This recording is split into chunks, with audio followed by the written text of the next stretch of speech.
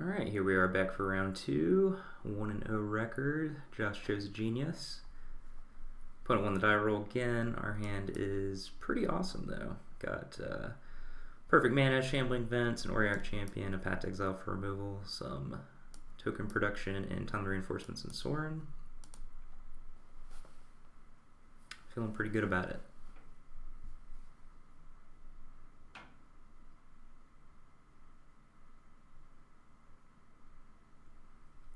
Verdant Catacombs. Could be anything.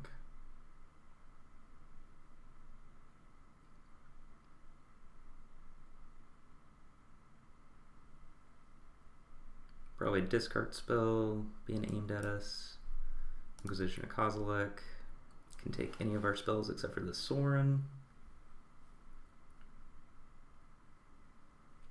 And this is another, presumably our opponent is playing some either like Jund or Abzan strategy, and that's another big nod towards playing this tokens deck is cards like Lightning Bolt, Abrupt Decay, Path to Exile are super weak when you're going so wide, and Lingering Souls in particular is really difficult to deal with. The Planeswalkers are powerful. Even Shambling Vents. If you're able to get like a Gideon Emblem, it can't be Lightning Bolted and can't be Abrupt Decayed. So this is, in theory, where we want to be. So our opponent decides to take a Path to Exile, so kind of makes me believe something like Dark Confidant might be coming down, which could definitely prove to be a problem with a draw like this, but Gala Shrine means Abzan, probably not Dark Confidant. Fleecemane Lion. Okay, did not expect that one. So that's pretty cool. I think, given the fact that we have this Timely Reinforcements in our hand, I really want to make sure that gets turned on the next turn. So I'm going to decline to play my Auriok Champion. We're going to go ahead and expedite this process a little bit, but get a Godless Shrine. Opponent's fetching Windswept Heath. Going to pound us with the former Standard All-Star.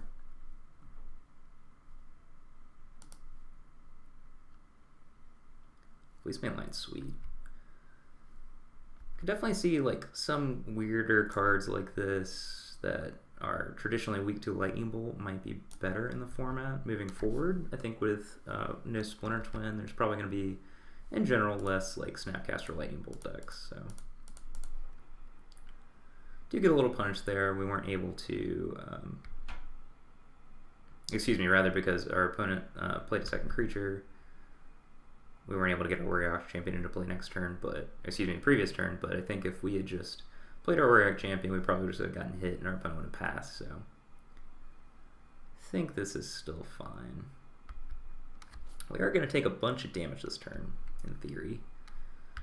Go to 10 life.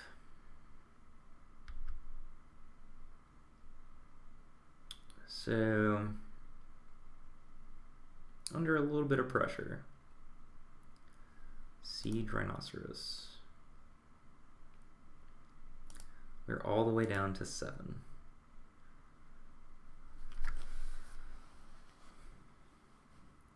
So the options we have available to us are we can play the Sorin, plus it, and make our soldiers have lifelink with the intention of maybe chump blocking some lions, but in that scenario, we're not really making any headway. We're kind of just like floundering around and surviving, and our Sorin's also vulnerable. We could play our Spectral Procession and intend to, again, kind of chump block the lions, take some damage from the Siege Rhino. We can also just play both our Auriok Champions this turn, which absorb at least 2 damage from the Siege Rhinos. We can double block, they'll trample over, but we'll take a little less damage. Probably get in front of the Fleecemane Lions, and on the following turn we can play our Spectral Procession and gain 6 life, so that sounds like the most appealing option to me. I'm gonna play an Auriok Champion. The way the new legend rule works with Flagstones of Trocaire, I can sacrifice the one I have tapped, so I can still use the new flagstones this turn, which is pretty handy. Go ahead and just get a basic plains.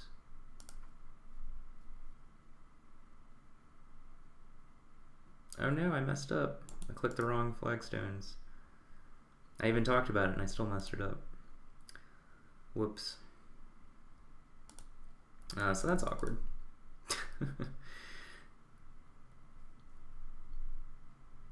Even talked about it, explained it, and still messed it up. So this is going to make our route a little bit tougher now. Didn't gain a life that turn. Unless we draw another white source, we can't play Auric Champion plus Spectral Procession. So we're definitely going to take a lot more damage this turn since we can only absorb one from the Siege Rhino. Probably going to have to just double chump block his Fleecebane Lions. Oh, goodness gracious. That stinks too. At least now we're going to be able to play Auric Champion plus Spectral Procession, but I think we are going to have to chump block both these Fleecebanes and fall to 3 life.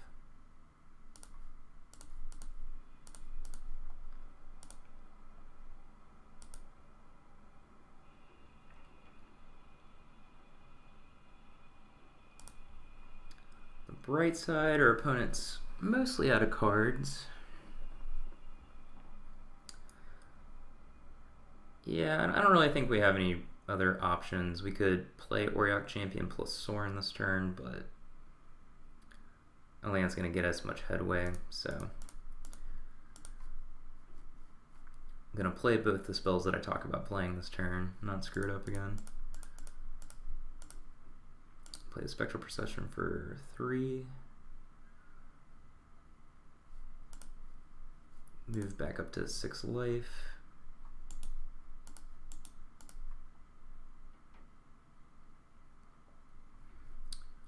Now I'll play my Arid Mesa. Don't want to expose the vault to Ghost Quarter unnecessarily.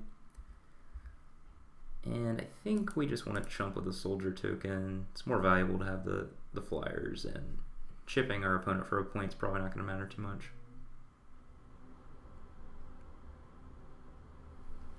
So yeah, might have screwed this game up, but we'll see what happens.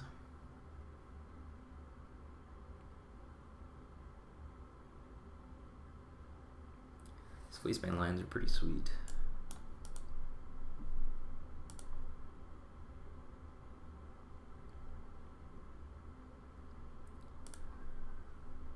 So we could try to like potentially play around another Siege Rhino by double blocking this Siege Rhino, and then we can go to 4 life and not die to the trigger. But chumping away a token when we have Vault and Sorin and probably just can't beat the second Siege Rhino anyways, so I think it's just better just to do this.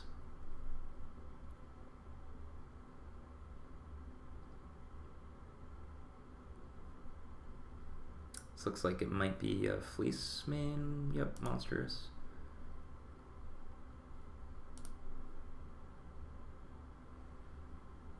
Our opponent could have some consideration towards just like letting damage resolve and then doing it post-combat.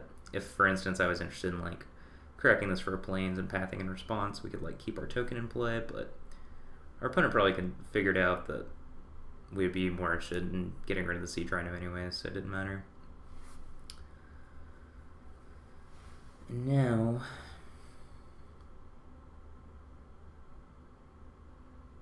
so our options include playing Sorin, plussing it, and either making some kind of attack or passing the turn. If we do that and just sit tight, we can put Auric Champion on Siege Rhino, chump block the big lion, go to... Okay, we'd be dead if our opponent monstered the Fleecebane Lion, so we'd have to block with both of our spirits. Alternatively, we can play Vault, pass the turn, block all 3 of our opponent's creatures, activate Vault, kill the Siege Rhino. Presumably our opponent's going to monster their other lion, and then we're kind of like forced to draw a token producer just to survive. But I still think that's a better line than just chump blocking. I think we're kind of just forced to try to get the Siege Rhino off the board this turn. But these lines are definitely pulling their weight. Especially if our opponent's actually able to, or just decides to monster the second line this turn. I think we're going to be hard pressed to remove both of them or race them. So Inquisition Bricks, that's a nice little reprieve, I suppose. Opponent also has the option of just attacking with the 2 lions and not even bothering attacking the Siege Rhino, which might actually be the best play available, but let's see. So if we do this, Siege Rhino tramples over for 3. We gain 4 life from our creatures. So we go up to 7, take, okay, yeah, so we have to block both.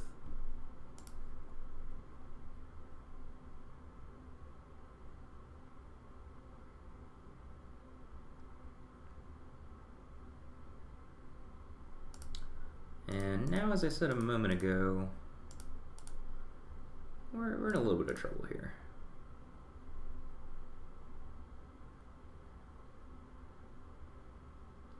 Can make a vampire the following turn to block one of the lions, and maybe like attack with our Shambling Vent, but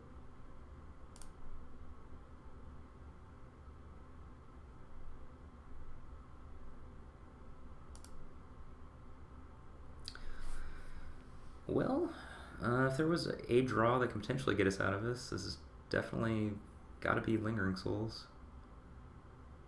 So now we get a little bit of a cushion in life just from the Auriok Champion, which can hold back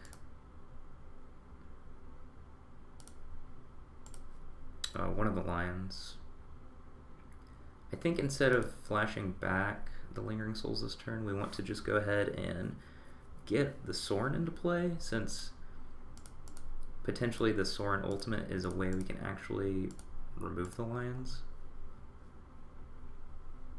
Also, when we chump block the lions, we get, again, a little bit of a life buffer, which is important.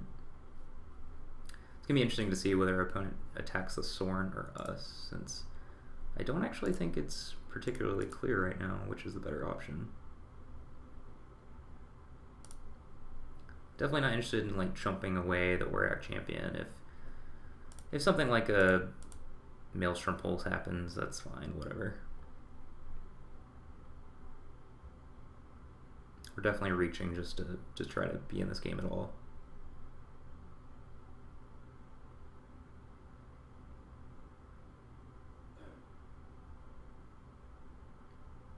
Alright, there's the aforementioned Maelstrom Pulse, and we are dead.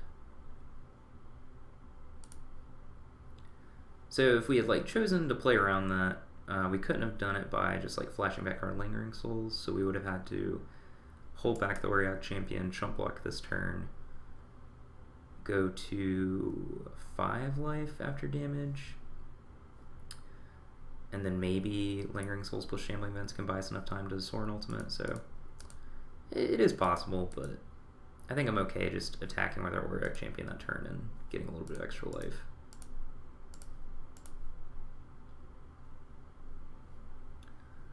Looks like Worship's going to be pretty effective against our opponent's deck. Otherwise, not too many options that I'm interested in. Fulminator Mage is generally pretty good against these Abzani, Siege Rhino decks with a little bit of a higher curve. And in general, I don't want to draw a bunch of discard spells in these kinds of matchups. You kind of end up in top deck wars eventually, and kind of the problem with this Black-White Tokens deck is you have so many cards that are kind of weak on their own, like Intangible Virtue at times, discard spells, even timely reinforcements, so I'd like to remove some of those cards from my deck post-board if possible. Warrior Champion's just okay. Again, just having life buffer is important, especially with Bitter Blossom, but if our opponent's main source of damage and small creatures is something like Fleeceman Lion, then it's definitely not as good as it could be, but I'm not sure whether I want to board down to just 3 discard spells. I'm also on the play, so maybe I want to get rid of the timely reinforcements, but I don't know. I think I'm just going to stick with the tried and true strategy of boarding out my 26th land, but could be wrong. Gonna play first. Our hand is not exciting, but fine. Excuse me.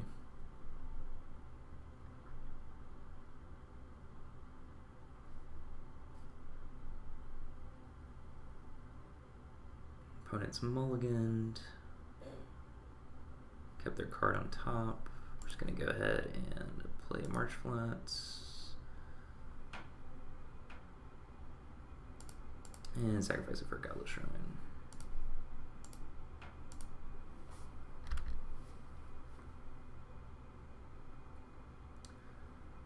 Looks like, yep, Inquisition, Kozilek. Could take either our Warrior Champion or Timely Reinforcements. Notably, our opponent cannot cast a Fleeceman Lion on turn 2, so I guess we got that going for us.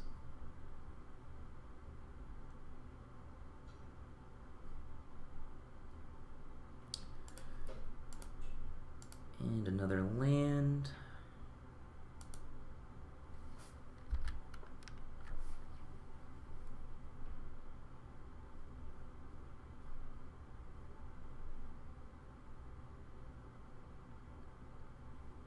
Temple Garden tapped. I respect the shortcutting.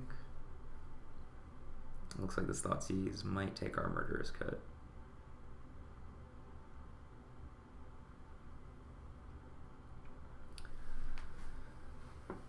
Yep.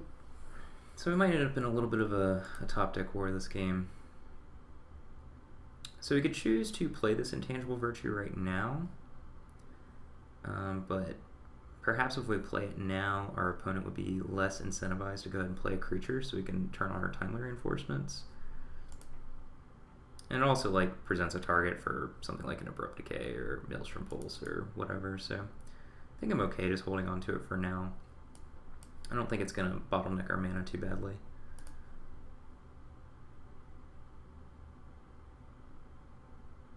Also fairly unlikely our opponent has something like Orzhov Pontiff or Zal's Persecution to really punish us, but I could certainly eat my words in this scenario. Still not going to play a creature into our Timely Reinforcements, so looks like we're going to settle into a little bit of Drago. Maybe our opponent's going to play a Siege Rhino this turn.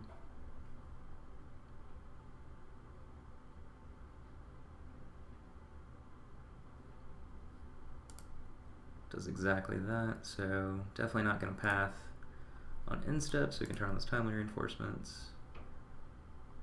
Go ahead and fetch up a Plains.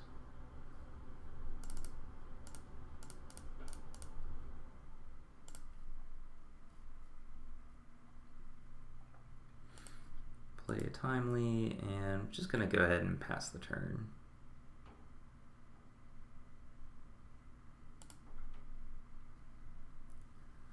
Don't want to give our opponent access to an additional mana.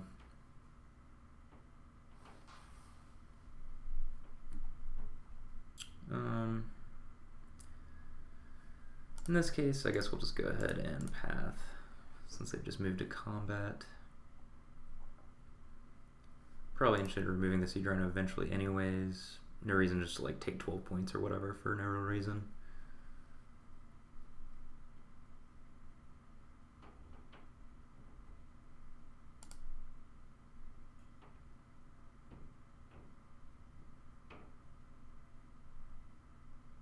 Looks like it might be another Siege Rhino.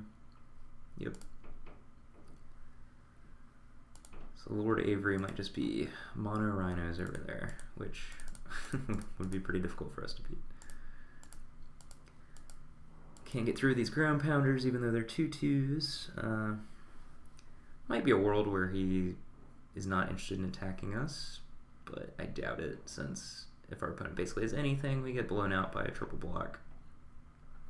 Can also just start racing back, so just gonna take this hit on the head.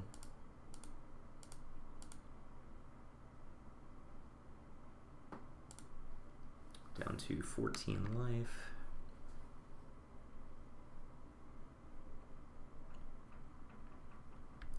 Tarmogoyf.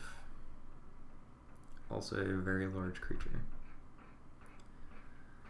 Alright, so this is kind of what I was alluding to previously. Our opponent does have 3 cards in hand, but this Inquisition of Kozilek is certainly not the most exciting top deck.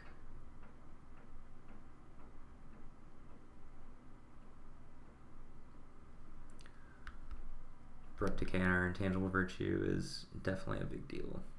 Also grows the Tarmogoyf. Ugh, Golgari Charm, jeez. So our opponent seems to have come prepared for us. Just leave them with a Path to Exile in hand, probably forced to go ahead and chump block the Tarmogoyf this turn. And we're definitely in trouble.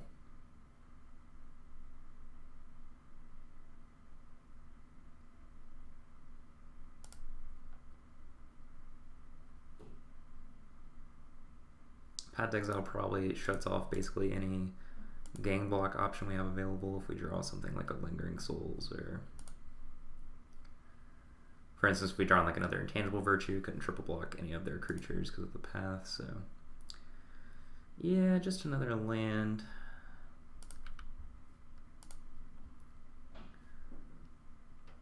Can't attack with a soldier token because of path, so just gonna pass the turn again.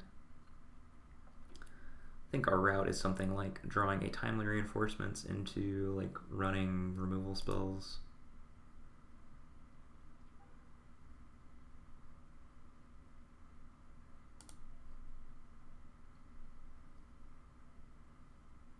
I'm just gonna chump block the Tarmogoyf again.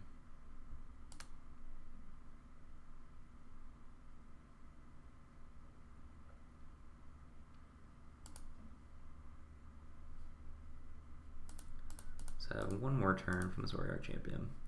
So this is a pretty good display of like the classic all-powerful deck versus synergy decks, where individually their cards kind of outclass ours, and just kind of some key disruption plus heavy hitters is sometimes able to overcome these kinds of decks, reliant on the sum of their parts. So Path to Exile is going to take care of our Warrior Champion.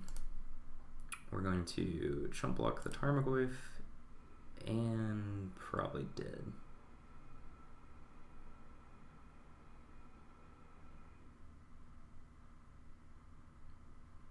Ooh, Zealous Persecution. Yeah, our opponent definitely had a lot of awesome options against us. Zealous Persecution, Golgari Charm. Alright, and we have been defeated.